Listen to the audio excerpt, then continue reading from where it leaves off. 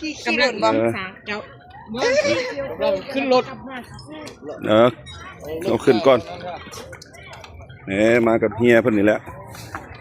อึบให้ถ่ายรูปบ่เฮ้ยถ่ายรูปนี่เท่าไหร่เอาไปเด้อเนี่ยค่อยเอาขึ้นที่ก็ได้ติดึงตั้งเ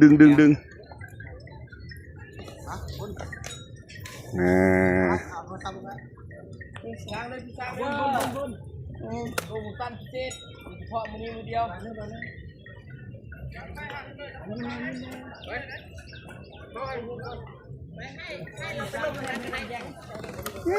เชียว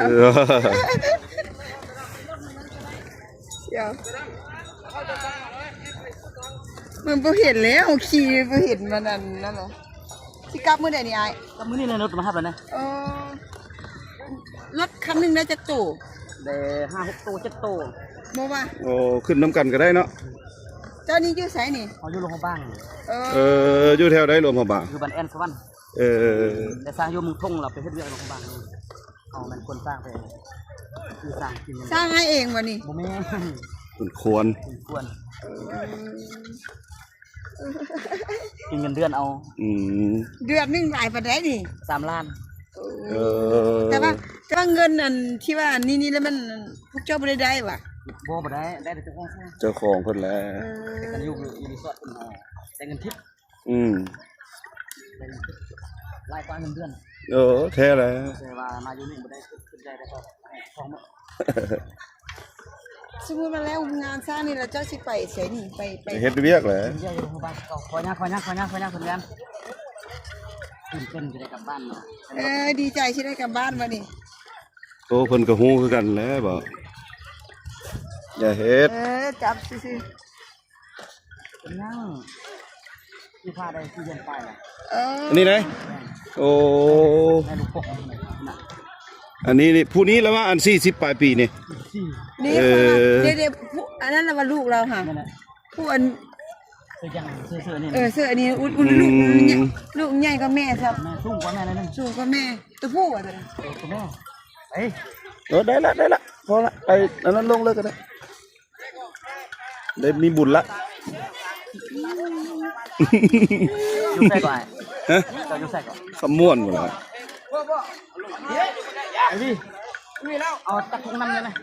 พงน้ำขึ้นเหรอโอเคเพิ่นดีใจเพิ่นจะได้กลับบ้านบ่นี่เพิ่นก็ฮู้กันเนาะเพิ่นฮู้เมื่อนะโคตรที่เป็นข้อได้เขาทางพวกเรานะ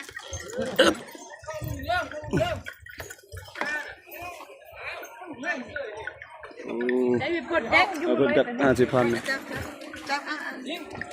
จับเลยเที่ยวไปแล้วก็เที่ยวมาก็จะฟังเมื่อบ้านเดี๋ยวนี้นะบ่ค่อยก็บ่ได้ขี่โดนดอกว่าพยาขี่เป็นเอาบุญให้ที่บ้านที่บ่ให้ที่รถจับโอ้ดิจิบซื้อน้ำกับบ้านอะไรเจ้าเนาะเอาแม่ได้แล้วขอแม่หมอนอันนั้นแม่อันนี้ลูกอันนี้นะเอาโมเมนต์ตัวนี้ก็หามาจ้ะเอาหมอนได้ขอเจ๊ได้หมอนไว้หาถอยต่อที่หมอนนะไอ้มือแรงมือถือได้มีใบ20,000ถึง400 ล้านเด้อมือแรงเด้อเพื่อบ่ออกบ่ได้เงินนะเฮาน่ะได้แค่ได้เจ้าน่ะแค่ได้อยู่บ้านเฮงมันได้แค่ได้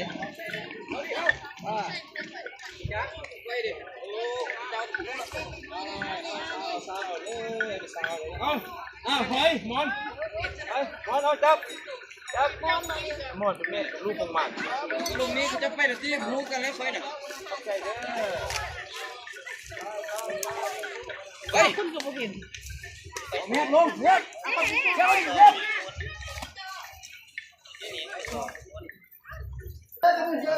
มื้อหน้าพอกันไหมพี่น้องสำหรับวันนี้ก็เอายาวสั้นๆซ้ำนี้แต่ว่าบ่ได้ขี่ช้างสูบยาพี่น้องเลยมาขี่ช้างเอาบุญมื้อหน้าพอกันไหมก้าวคำว่าสบายดี